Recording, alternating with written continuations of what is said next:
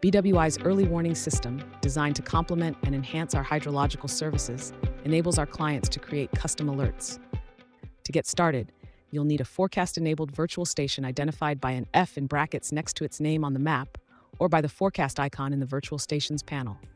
Let's walk through an example of creating an alert. First, you need to choose a name for your alert. An ID will automatically be assigned. Select a parameter to monitor, such as river discharge. You can choose whether the discharge should be greater or lower than a specified value. For demonstration, we'll set the river discharge to be greater than 15 cubic meters per second.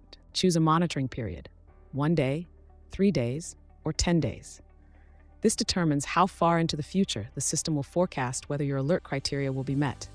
For example, if you select 1 day, the forecast will check whether the discharge is expected to exceed 15 cubic meters per second within the next 24 hours.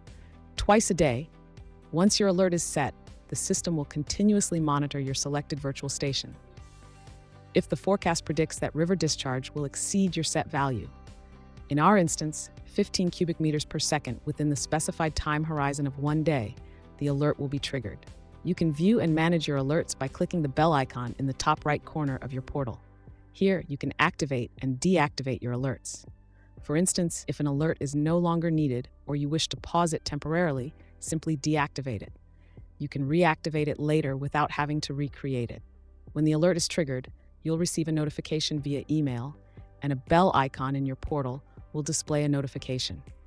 You can then review the history of your alert activity too. For each triggered alert, you'll see the event start time, which indicates when the river discharge was forecasted to exceed your set value. Additionally, a PDF summary of the event will be available, which is also sent to you via email as soon as the alert is triggered.